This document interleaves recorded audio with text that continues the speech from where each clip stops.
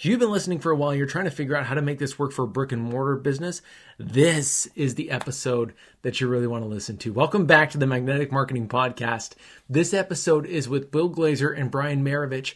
And Brian is going to explain to us how he uses specifically information marketing inside of his then successful salon chains. So this is going to be a full-on strategy overview of all the marketing that you know to get your business working. You can make this work offline, you can make this work online, and this is how you implement a lot of the different strategies that Dan Kennedy talks about into your business, each one step at a time. Now, if you're not a brick and mortar business and you've been trying to figure out, how do I use this? A lot of these things are mentioned a lot. Think of yourself as if you had to actually open a physical business. You have to walk in every single day. You have to open up the doors. What are the things that you would normally be doing in your digital business or aren't doing in your digital business that you would obviously be doing in your brick and mortar? So we're going to be going through all the different strategies that Dan Kennedy talks about, how to create a personality-driven direct response marketing process, how do you use mailings appropriately, upsells, newsletters, advertising, surveys, all the different pieces that are going to be able to help bring your customers to you and make them customers for life, no matter what platform you choose to build on. Let's listen in. I don't think there's anybody that has had a bigger impact in the field of direct response than Dan Kennedy. The legend of Dan Kennedy should be ignored at your own peril. They're not really lessons, they're kind of laws that you live by. Dan opened my eyes to what small business marketing looks like. Dan teaches strategic direct response that is timeless. His ripple effect touches people who don't even know his name. The world as we know it was changed because Dan Kennedy became obsessed with marketing. Welcome to the Magnetic Marketing Podcast with your host, Dan Kennedy. Well, hello, Glazer Kennedy Insider Circle members. This is Bill Glazer bringing you another one of our monthly gold CDs. And this month, I think you're going to find this CD to be pure gold, because this is one of the types of calls that I conduct throughout the year that I really enjoy conducting, but more importantly, that I find that our members really get the most out of, because they can really identify with the sort of the subject of this call, which in this particular case, today I'm interviewing one of our gold luxury members, Brian Marovitch, that is pronounced the same as Pistol Pete Marovitch, right? So, so Brian, how you doing? I'm doing excellent, thanks. Just to tell all of our members a little bit about you from the information that I received. You hold a degree in economics from San Francisco State University, but you were quick to point out not to hold that against you. Right. And you had a short stint as a professional drummer and insurance salesman when you were in your 20s, and then you realized that your real passion was for marketing, which, congratulations, it took me a little longer to realize that than my 20s, so you're ahead of me. So you resulted in a career as an information marketer, copywriter, and a business owner. And specifically, we're going to talk mostly about your business today, because you and your wife, Angie, you own and operate a very successful salon chain called Royal Tan and Spa. And this is in Petaluma and San Rosa, California. I hope I pronounced Petaluma correct. And close enough, yes.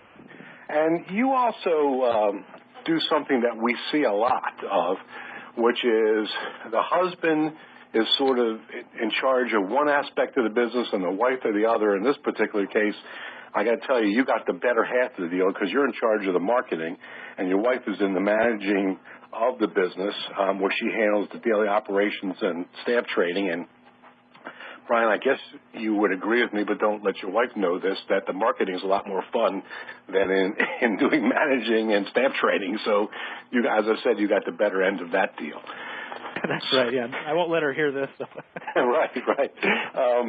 So let's sort of dig into this, because I think our members are really going to get a lot out of this, because they're going to see the evolution of how you really became a very, very good marketer, and you applied that to your business. And very similar story that I had in my menswear business when I discovered marketing, and I became really the marketer of that business, and my business became one of the top 10 most successful menswear stores in the world, and yours is certainly amongst one of the top in your field. So First of all, how did you get into the salon and spa business after you were this great drummer and insurance salesperson?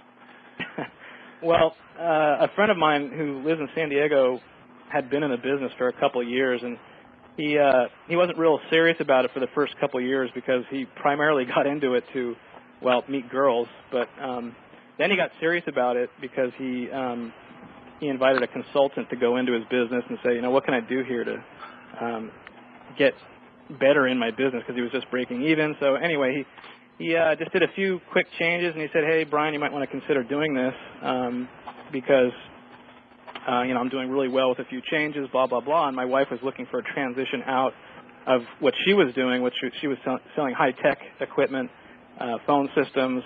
And so basically we got into it that way. So you, very early on when getting into it, you already had an understanding and a passion for our kind of marketing, what we call Glazer Kennedy marketing.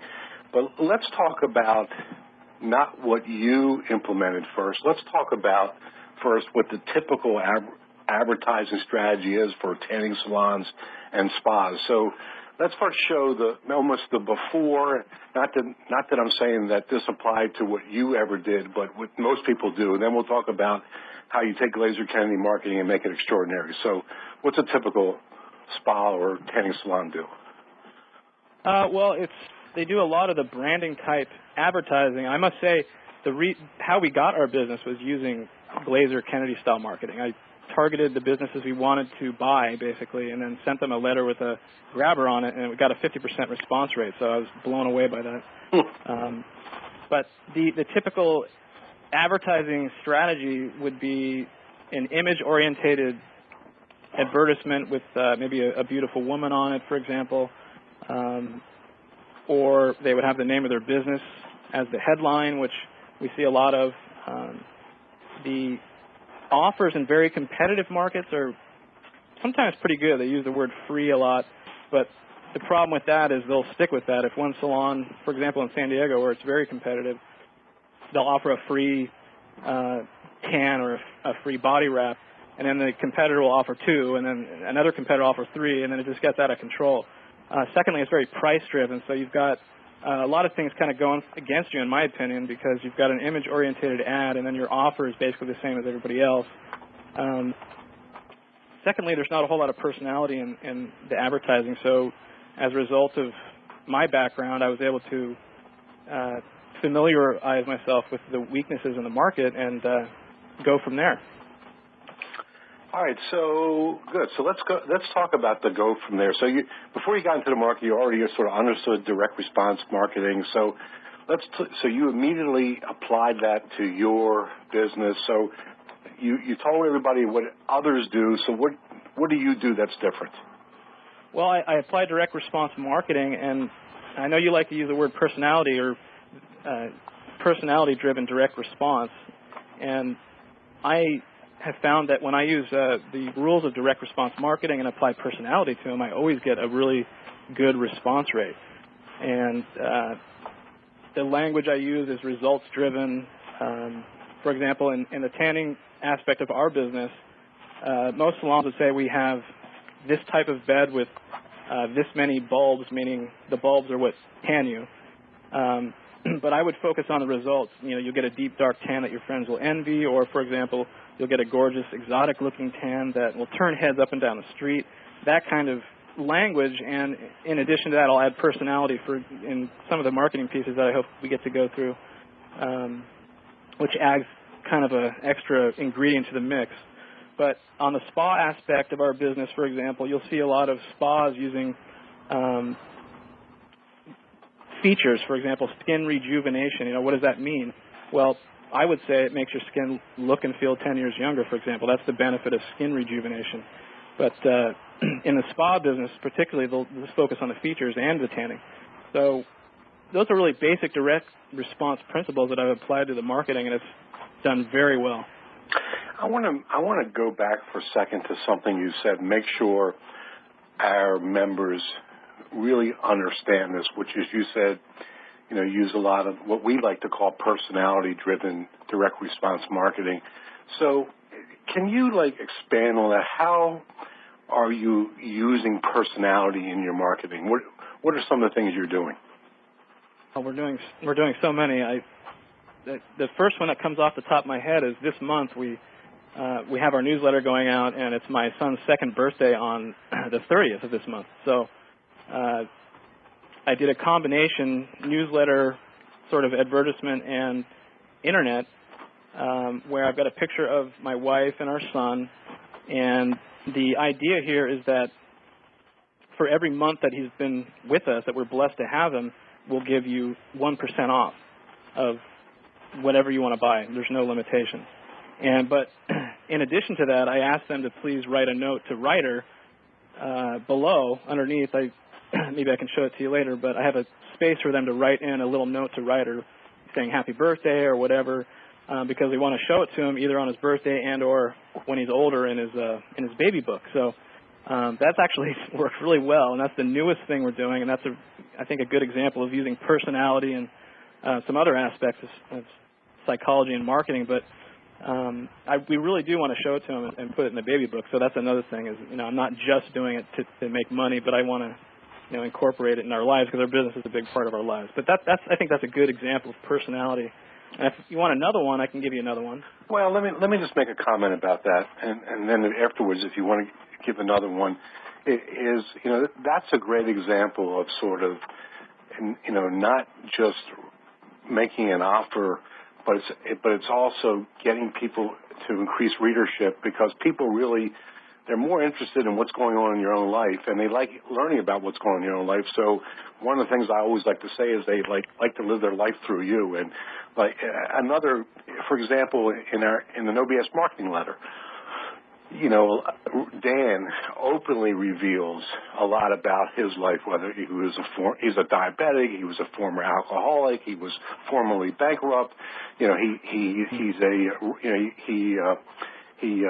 a driver in harness racing. I mean, our members know a lot about what goes on in his life, which is the same thing that you just did. By the way, there's a great program available on this at the Glazer Kennedy web store. It's called Customers for Life, which Dan really teaches how to put personality into your copy. So that's a resource for everybody if they're interested. But yeah, go ahead, give everybody another example if you have one. Okay. Well, I think one of my favorites was when we incorporated our dog into our marketing, and I mean, it's so contrary to what's going on in the tanning and spa industry. I mean, to incorporate your dog in a marketing piece would be so far from people's minds. It boggles them sometimes when I show it to them. But for Christmas is coming up, and we wanted to get a promotion going so that we could drive sales up in the winter, which is actually pretty much our deadest part of the season. It's a very seasonal business, the tanning aspect of it. And so what I did was I took a picture of our dog with a Santa hat on her, and the idea was to put "I need your help" as the headline, and basically she's asking people to basically come in and use this postcard as money to buy stuff, so that she will get her soup bone at Christmas. So if basically we're implying that if basically we don't get people to use the postcard, that she's not going to get her soup bone. And that was a huge hit in the deadest part of the season. Matter of fact, people were telling us they were putting this postcard up on their corkboard and on their refrigerator. But in addition to that, the sales for that week were the best they'd ever been. So I think that's a really good example of personality and marketing. Plus, I was only giving 15% off. So I mean, that wasn't even a big deal in terms of. Well, it's a great example, and I'm sure that you had, like you said, when you start adding this into your marketing, people start actually talking about it. I'm sure people ask you if your dog got the bone, and see, the whole idea behind this is to increase readership, because it doesn't matter how great the offer is. If it doesn't get read, it never gets responded to. So by adding this into your marketing, it significantly increases readership and continued readership, where they look forward to getting your marketing pieces from you.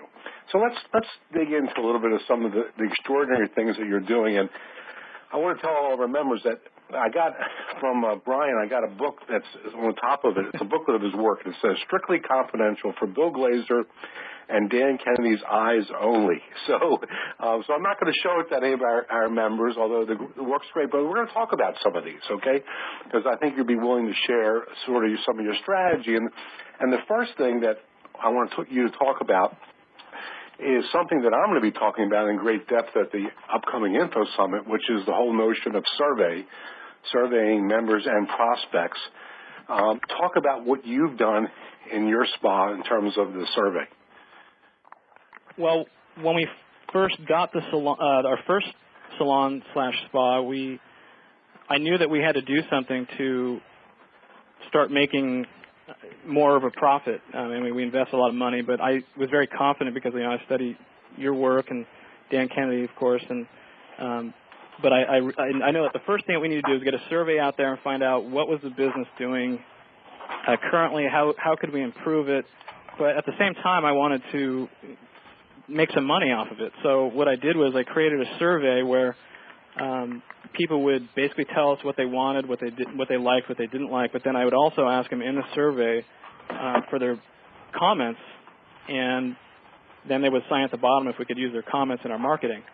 I wasn't expecting a big response in terms of that, but we did. I got more testimonials than I could handle, so I could pick and choose the ones that I wanted to use. So that was huge for our marketing. I'm still using testimonials from the first survey we sent out. But in addition, we increased sales. At minimum, we broke even. Every time we do a mailing such as this, we always increase our profits.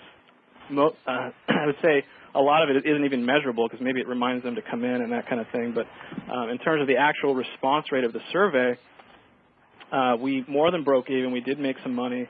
But in addition, we got testimonials that we could use in our marketing, and we got feedback on our business that we could use to improve it, which we did. So we found out, what we could sell, what we shouldn't sell, and that kind of thing. Well, and listen, the last piece that you said is probably the most instructive, which is with a survey, you actually get information that's given to you that can really help you to now structure your business, give offers and or provide products or services to people that you know what they want. And if done correctly, and I don't know if you did this, Brian, but if done correctly, you actually reveal the results of your survey back to your customers to show them that this is what people are asking for, because most people do not have confidence themselves in knowing what they ask for, and they are much more interested in what other people are asking for because they feel other people have better answers than they have, which is kind of funny. And right. So the survey is very, very smart. It's very, very smart to do in the information marketing business. I'm going to be showing Dave Zahala, who's in my VIP group, is going to be showing the results of the survey that he did in his information marketing business. And Dan and I recently did some consulting with NAPMA, which is the National Association of Professional Martial Artists, and we also used the survey there. It's very, very helpful in business. So now let's move on to the next thing, which is something that most people do a terrible job of. And you actually figured this thing out, which is the whole idea of referral marketing. What have you done in your salon/spa to get referrals from existing clients? Well, the first thing we did was we rewarded 4 referrals. When somebody signs up with us, they have to fill out a form, and on that form we get additional information from, like, who refer them to our business. And when somebody puts down a name and they're in our database, they're more than likely in our database, we instantly send them a thank you for your referral letter with $5 they can use any way they want in our salon. And so in conjunction with the thank you letter, which we send out like clockwork, I mean, that's one of the workhorse systems we have in place. It's just a powerful little I call them little mini marketing systems, because we've got like our mini thank you letter system, the referral system, the survey, blah, blah, blah, it goes on and on. So we reward for referrals. And it's very simple. I mean, there's nothing more to it than that, really. In addition, we have it on our business card. It's just a standard-looking business card, but on the back we say we basically reward for referrals. You can have $5 to use on anything you want. I'm going to boost that up to actually 10 to see how that works. But that's what we're doing. instead of investing a lot of money on getting new customers from a cold list, which we do a little bit of, I'm really investing in our customer base and trying to milk that for everything we can. And I'm just getting started as far as I'm concerned. But that's how we do our referral system. How are you, clients that are in the spa, how are you asking them for referrals? Or maybe I should say, how and when are you asking them for referrals? Well, we're doing it in a newsletter. I'm actually, before I was on this call, I was constructing the next newsletter, and I'm going to tell them we reward for referrals, and I'm going to probably boost it to $10 per referral. So it's a letter that says, thank you for your referral. It actually says, thank you. I think I included the letter in this material I sent you, but it says, thank you. Our business is, the lifeblood of our business is customers like yourselves and your referrals. And to reward you for that, we'd like to give you $5 to spend any way you want. It's a little coupon at the bottom. So they cut it out. It's amazing how much effort people go to cut out the coupons at the bottom.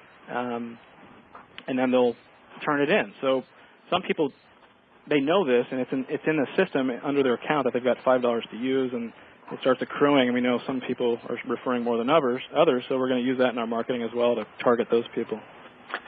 Does that explain it? I hope that does. Pardon me? Does that explain?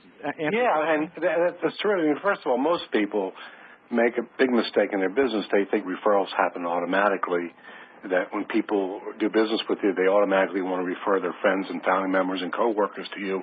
And the truth of the matter is, it's not that they don't, it's just that they forget to. So it's our job to constantly remind them to do that. And, if everybody who's a customer or client of yours refers one person, you just doubled your business. A couple little things you might want to look at thinking about, by the way, Brian, is testing, is looking at asking for referrals when the client is in the spa as opposed to after they left. We found in our menswear store that after they finished paying for their merchandise, we would ask people for referrals right then and there. That was like the sweet spot for us. And the other thing you might want to test is instead of giving them $10 off, is get like 2 or 3 premiums that cost you about $10, but they have a perceived value of $30, $40, $50, and let them choose which one of the gifts they want, as opposed to just offering them one gift, which now gets them involved with thinking about which one of these would I like to have. And that works very, very well in referrals. But that's a good idea. I didn't think about the multiple offer. Yeah. Multiple premiums will significantly outperform a single premium, or multiple offers, in this particular case, gifts, will outperform a single gift. And usually, with $10, you can buy a very nice premium that has a higher perceived value than the $10 itself has. All right, let's talk about some other things that you're doing. Well, let's talk about Yellow Page advertising, because I find that a lot of our members are getting away from Yellow Page advertising. They don't think that it's effective anymore. Obviously, you found it to work for you. It can still work in most business applications when you know how to do it properly. What are you doing with the Yellow Pages? Oh, I think it's a big mistake not to be doing Yellow Pages advertising. We, since we owned the salon up till this year, we've had an all ad copy ad. It was the advertorial format, and which again goes totally against everything in the tanning and spa business, because everyone else is having the picture of their system, maybe a bed or a woman, that kind of thing. But for us, it's just one big advertorial, and that actually we dominate the Yellow Pages ads. I know for a fact that we do, because some people have pulled out of it. They're spending all their money on color and stuff like that, and making the ad smaller, when we're actually getting the ad bigger, have no color except maybe one color for the red to highlight free and gorgeous, which is in the headline. So I think that's a big mistake. In addition, the internet is just booming in terms of local searches. So when you get your Yellow Pages ad, they're going to include it in their Yellow Pages directory online, so you can get a deal there.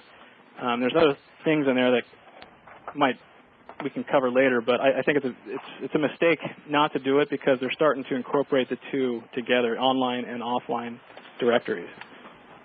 Yeah, and listen, the fact that more and more people are jumping out of the Yellow Pages makes it, once you learn how to do it properly, it makes it even more valuable because there's less competition, so there's less clutter in there. Right. So it's a very, very smart media to be using. And I find that most businesses, again, when they learn how to do it correctly, they can get a very good response. But you're right. If your ad looks like everybody else's ad, you look like everybody else. The fact that you're using advertorial approach to it is very, very smart. Right. We get a big response on our Yellow Pages ad, and we're just testing a picture of my wife for the first time this year, and the results are very good. So, yeah, you definitely have to do Yellow Pages advertising because a lot of people just want to pick up the directory instead of going, turning their computer on, logging in, and they've got to do a search or something like that, which a lot of people are doing more of. But if the Yellow Pages is right there in their desk or whatever, they're just going to turn it to what they want, and they're looking for something. And so when they turn to the page that they're looking for, and you've got a good ad that stands out that basically draws all the attention, you're going to get all the business. So.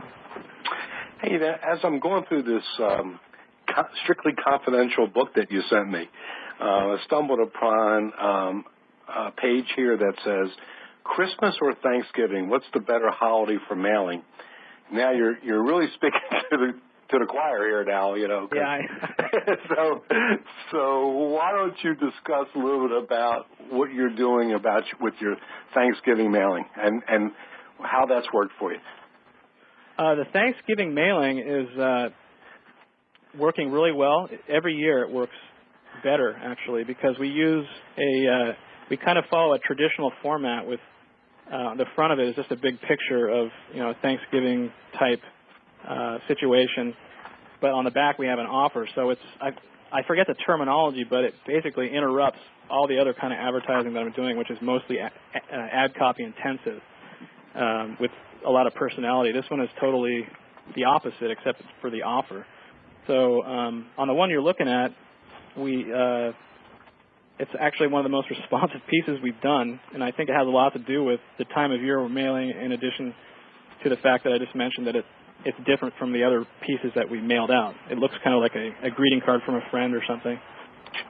Sure, and listen, I used it for 11 consecutive years in my menswear store and been teaching it to others now since 1999, I guess. So we're approaching 10 years on teaching it, and it really makes so much sense to send out a Thanksgiving greeting card instead of a Christmas card because, like you said, very few people are sending out Thanksgiving cards. It cuts through the clutter, and what better time to thank your clients for being clients than the time of being thankful. So if I didn't study what you taught, I wouldn't have done that. I mean, I would have just waited till the whole holiday season ended. But thanks to you, I was able to do that, and I'm grateful for that. Well, I love it seeing what happens when our students get great results. So you're welcome. I'm sorry. Go ahead. I was going to say I wanted to point one thing out on the offer for the Thanksgiving. The 11 stands out. If it was 10, I'm not sure it would stand out as well. It's an $11 off offer. So we found that 11 and 7 is working a bit better, plus some other things that we can cover later. Well, I think, Brian, the real answer to that question is that odd numbers outperform even numbers. So like when there's unusual numbers like 11 and 7, people look at that and they respond to that better because it looks like somebody is really going through a lot of effort to come up with a precise number that has some real meaning. So I would venture to say that 11 will outperform 15, for example, because, again, it's just an unusual number. So that's a nice tip for all of our members who are listening here. Let's move on. We got a lot to cover, so I'm going to keep moving you fast. But let's move on. I can cover another unusual number one that people can use right away. Okay, go ahead. It's that last year for the new year, 2008, this is really simple reason why we sent a similar offer, meaning it was just a picture on the front of a beach. It says 2008, so we gave people 20.08% off for 2008. So that actually worked phenomenally well. And yeah. People can use that for 2009. No doubt about it. And again, it's a very, very smart way to use a very precise, unusual number. Or you could do, instead of 20.08% off, you could be $20.08 off. You could be $200.80, depending on the transaction size that you're selling. So if you're selling a very expensive item, you could beef it up that way. So it's smart to be using those things. Plus, it's also smart. What you did is you're entering the conversation that's already going on in their head. So they're already thinking about the new year.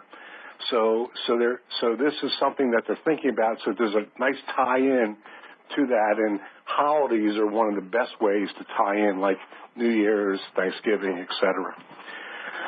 I do want to talk about probably my favorite kind of marketing, which you have on your list that you do here, which is upsells. The reason why it's one of my favorite kinds, if not my favorite kind, because of the fact that by increasing the transaction size, which is what you're doing with upsells, it's a way to increase your business without increasing your customer count. So you don't have to get any more customers to increase your business. You just sell to existing customers that you have more. And you have on your list here that you do training for upsells. So explain what that's all about. Well, we are very focused on training. The last year and a half, actually, we haven't done as much. It's still probably more than most people in our industry. But and that's because we had our son, and my wife's pregnant again. But congratulations. Thank you very much. Yeah, we're having a girl. Great. The training aspect of it is we do a lot of role playing with the girls, and what we found was, well, two things. One, we were throwing too much at them in some of these trainings.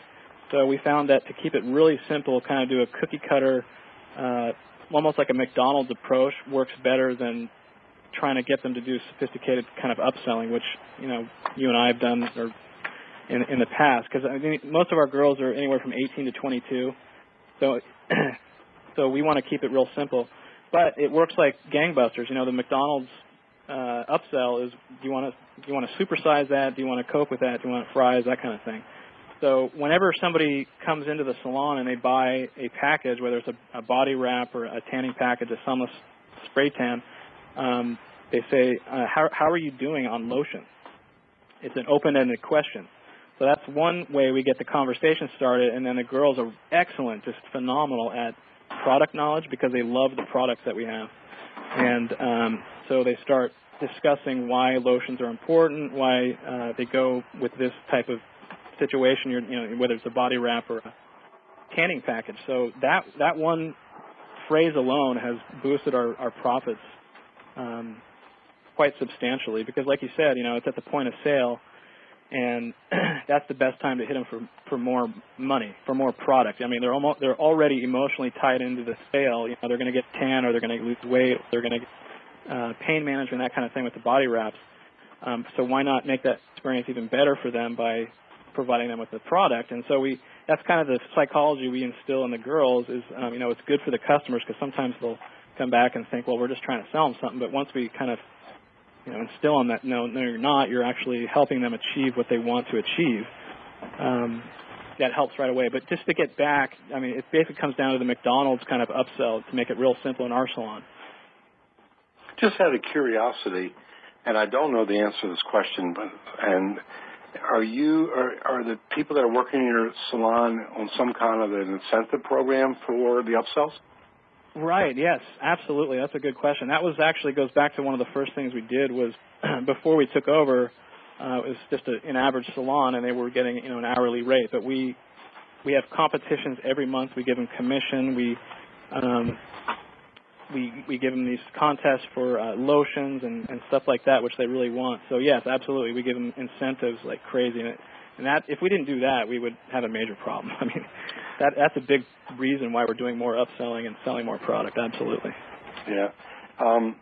Again, I'm just moving back to my menswear days, same exact situation or scenario we would reward people for the higher transaction size.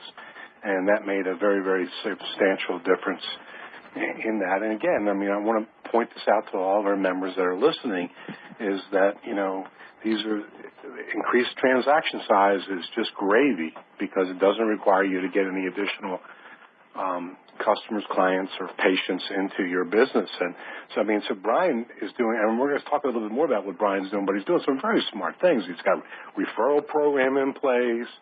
He is marketing to the list. He's doing upsell selling. Look at all the things he's doing, which are now going to move on to some of the other things he's doing. So, and I'm going to save, by the way, Brian, I'm going to save the online website stuff to the end because I know you're very jazzed about that. I'll sort of save the big thing for the end. But the next thing I want to talk to you about is your newsletters. And because you sent me some samples of them, and you also mentioned the fact that you're putting personality into your newsletters. How often are you sending out a newsletter? Well, we're sending it out monthly, and I'm embarrassed to say we stopped doing it. I'm not going to give you an excuse, but I will.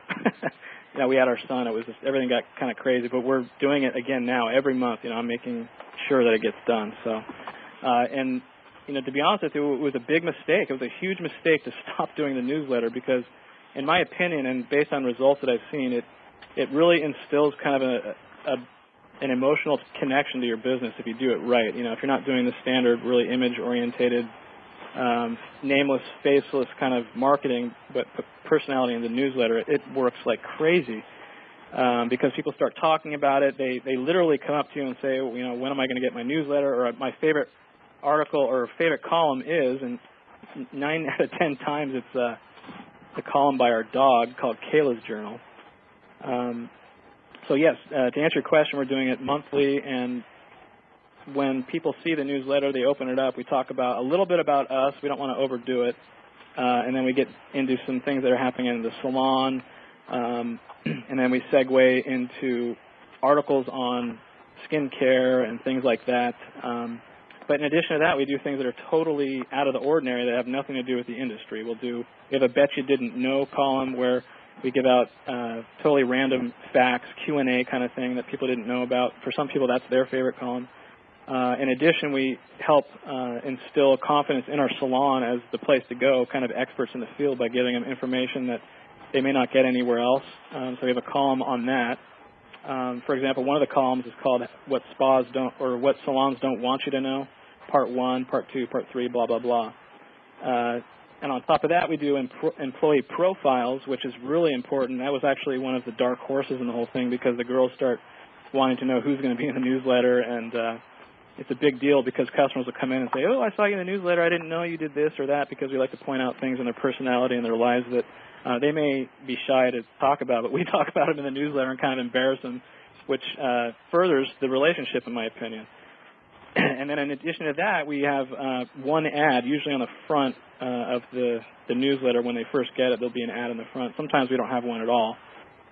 So there's all kinds of things that we're doing with the newsletter, and in the future with the newsletter, we're going to do customer profiles. I'm thinking about expanding it and having actual advertising in the newsletter for business owners who are customers of ours, because there's a lot of high-profile people in our database, and just regular people like myself. So the newsletter's huge, and I'm glad we're starting to do it all over again because it's working like crazy. It also supplements our online stuff that we're doing. So when you're hitting them from all angles, we're doing text messaging now, we're doing the online, we're doing the newsletter, we're doing the actual marketing, whether it's a sales letter or a postcard, and you're hitting them from different angles all over the place with really good, well, I want to say really good ad copy and information, kind of educating on what you're doing and why they should come to your salon, and putting personality into it. You just basically kind of slowly take over, even in a slow economy. They don't want to lose that connection, in my opinion. Well, listen, you're preaching to the choir again, because I would say that if there's any one most important marketing tool that every business should be using is a monthly newsletter. But at the same time, I'm going to say is that, and I'm looking at yours right now. You sent me a couple of them. You need to do it the way you're doing it, which is not the biggest mistake people make when they send out monthly newsletters is they send out newsletters that are boring. People send out newsletters like they're in the investment business, and they talk all about investments, which is like, I would rather be like in a dental chair, getting, a nerve filled, my tooth than be reading about the investment stuff, But if I could, like in your case, you're writing about your dog and you're writing about your employee profiles and you're probably, you write about some of your clients. I mean, that's interesting stuff, and that builds what exactly you said, which is a connection between your spa and your clients. I mean, I shouldn't reveal this on the call, but this particular month, you and I are recording this at the end of August, and in this particular month, our normal, very, very reliable fulfillment house accidentally did not send out 2,000 newsletters to a group of our members. And the way we found out about it was we had about 300 members call the office telling us that, hey, we got your gold CD this month, but we didn't get the newsletter mailing. So that's when you know you're sending out a good newsletter, is when you stop sending it out and people start calling you up asking you for, where is it? And, right. And that's exactly the whole personality-driven newsletter that you were describing. Now, you mentioned something that I'd like you to talk about. I didn't realize you were doing it till now, but this text messaging, how are you using that? That's brand new, and I don't have any results except to tell you that it's really inexpensive. And, we do have results. I mean, people use it probably once every 2 days at this point. And I haven't really done any marketing for it except online. Well, how are you using it? What are you sending out text messages of? Okay, so right now the only thing we're doing is on the online aspect of our business, when people, basically we have people sign up to receive our coupon, which if we have time we can discuss, but I give them other options. So and I realize, based on listening to what our customers are saying, that people don't all have printers at home. They can't all print the coupon and other issues with online stuff. So I decided to give them an option to text the coupon. So they text a number to our salon, and what comes right back to their cell phone is a coupon they can use in the salon instead of printing it out. So it just gives them another option. In addition, sometimes the girls will mention, hey, by the way, you can text us and you can get an additional blah, blah, blah off on this product or service, which is fine with me. I'm glad they're doing that because that builds our text messaging list, and it's a really valuable list in my opinion because in the future what we're going to do with that list is give them, for example, if it's a slow time of the week or a slow time of the day, we can boom, instant text message right away and say, you come into the salon, we'll give you this, that, or the other, which hopefully will create a surge in business, which I think is a really smart strategy. I don't think anybody else is doing it. It's just another way to hit them. And other things we're going to do is a contest, a text messaging contest to build our list. So in each of the rooms we have, we're going to put up a poster that identifies what the text messaging contest is, and that'll, boost our list dramatically, I'm sure. Well, once again, it's very smart to use as much media as you can in your marketing. At Glazer Kennedy, we're using actually text messaging when people sign up for teleseminars. We give people an option to put in their phone number to send them a reminder that morning of the call. And we're getting a little bit under 30% of the people who sign up for teleseminars to put in their phone numbers, and we send them a text message reminder. So there's a lot of smart application for it. I do like the way, I think it's very clever, by the way, how you're using it as an alternate form of response online for people who cannot print out the coupon, and which in and of itself is a good lesson to all of our members, which is to give people multiple ways to respond, not just one way to respond. That typically will increase response. So let's get in now to this idea of the website. And you wrote on here way later when you added it to your marketing, and then next to it in parentheses you said big mistake. I'm assuming big mistake that you waited too long to do it. Yeah, absolutely. So talk about you're using it predominantly as a new client acquisition strategy? Right, and to current customers, but mostly new client acquisition. And I say it was too late because I'm embarrassed because I've been doing online stuff for a long time, even consulting work, and I guess I got lazy. I have no excuse. But the internet marketing is huge because if I can read this comes from a source called Nielsen Net Survey, Web Visible Surveys. They're a very well-known surveying company for online stuff. 86% of internet users search for local products and services online, up from 70% of internet users in 2007. So, I mean, that alone should tell you that if you don't have a good direct response-oriented website up for your business, you're absolutely crazy. And I've seen it myself. I've seen the growth not only on the pay-per-click and search engine clicks coming in and new customers as a result of that. It's been growing and growing, and the cost of acquisition of a new customer is lower. I mean, I wouldn't run my entire business on it, but it's certainly a dramatic thing that we're doing in terms of getting new customers from search engine tactics and pay-per-click advertising. So is that your two predominant ways to get traffic to your site is through pay-per-click and search engine optimization? Right, and then also in salon, in store. It's not. That's actually a very small percentage, but that's just another. So it would be those three things, but the in-salon usage is, minimal. It's all new customers coming in. Right. So you're using. I assume you're using Google for traffic. Right. So for Google has a program called Google AdWords. It's their pay-per-click advertising program. So I have ads for that using Google AdWords. And I'm assuming, I don't know how deep you want to get into that because that's very complicated. Yeah, well, I don't want to get too deep, but I do want to make sure that our members hear one thing is that I'm assuming that you are buying traffic that's geographic to your salon.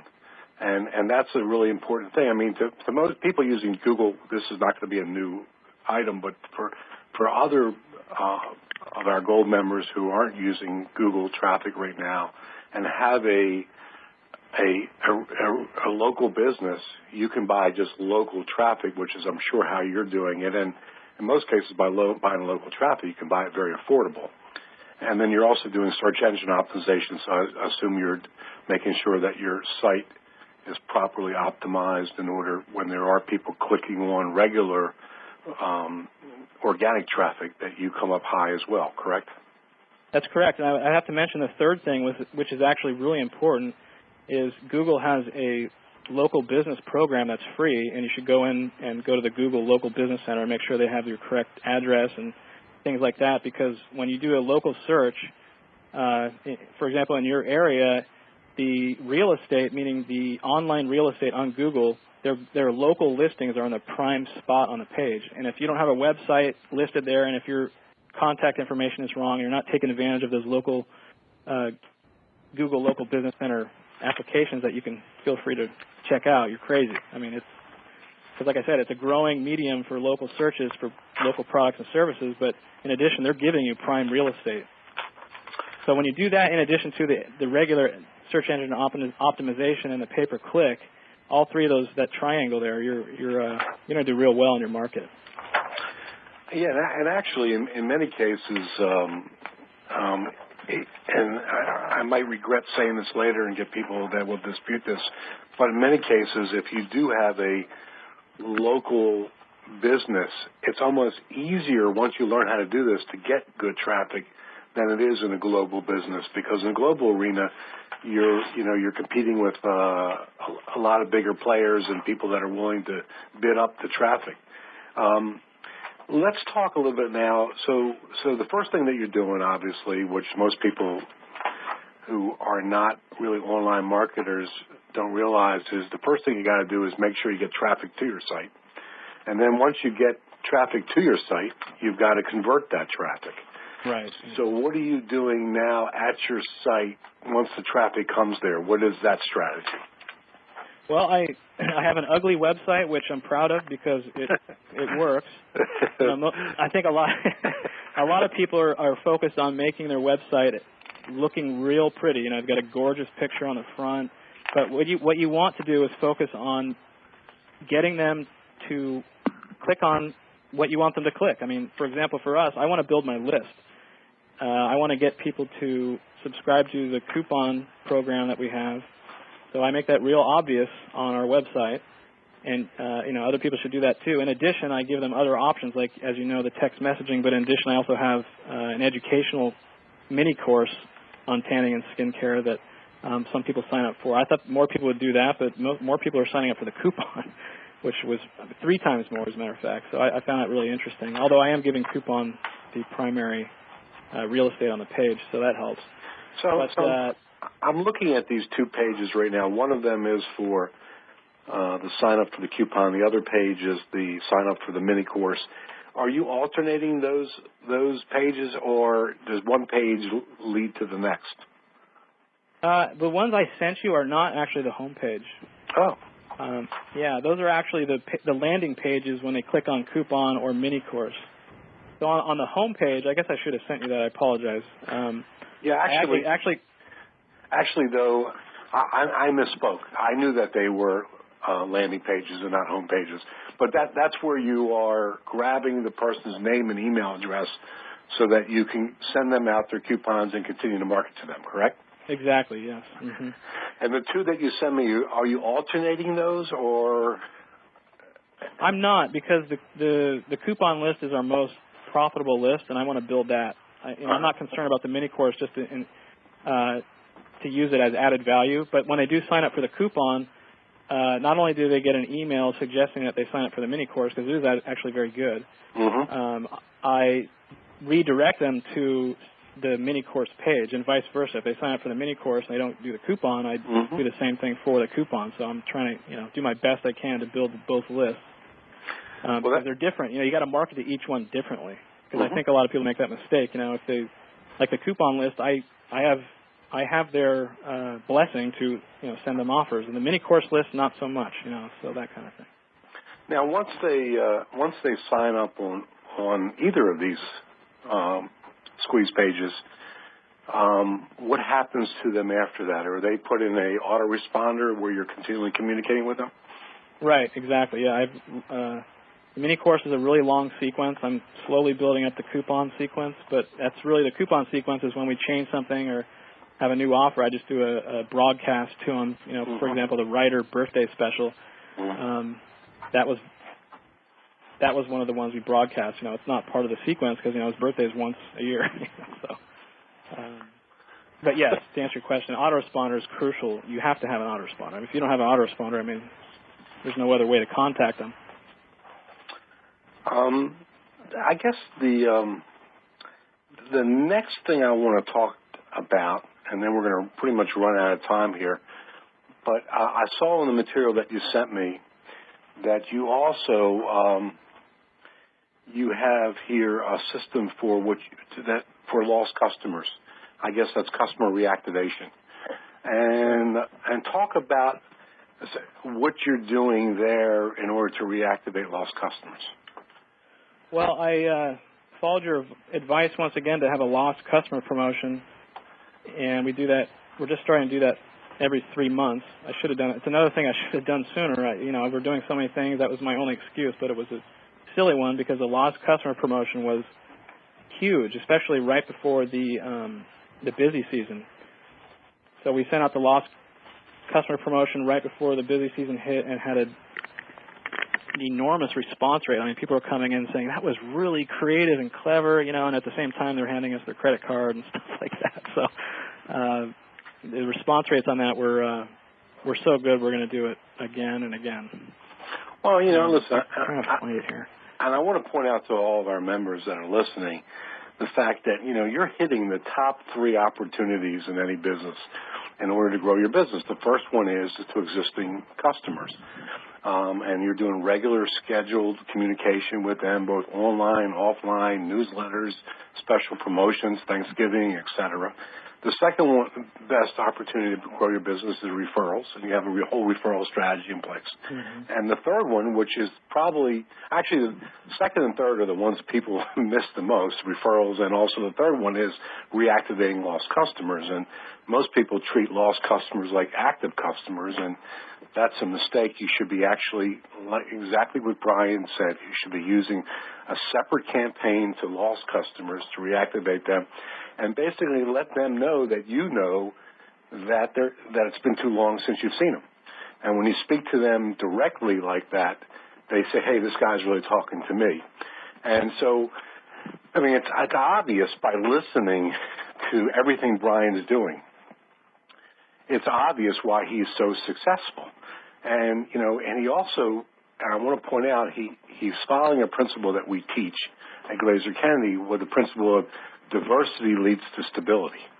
And it's very important that people understand this because, you know, Brian could have done just one thing and been successful.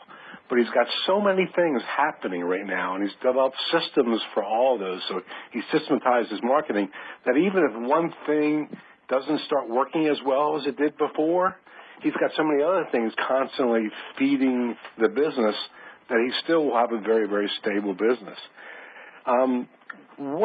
Brian, listen, you sent me a ton of stuff to discuss with you, and I try to highlight the things that I thought all of our members would get greatest value out of, but what else would you like to share with our members? I mean, that's a big open question. Well, I mean, the online thing I think is really important because I think a lot of people put that in the back burner. And I know we covered a little bit about that, but I think it's something they should look into because looking at the growth of the local searches, and most of those people want to go into a local business and buy this stuff anyway, you just got to do that. I think another thing I'd like to bring up is going back to the lost customer promotion.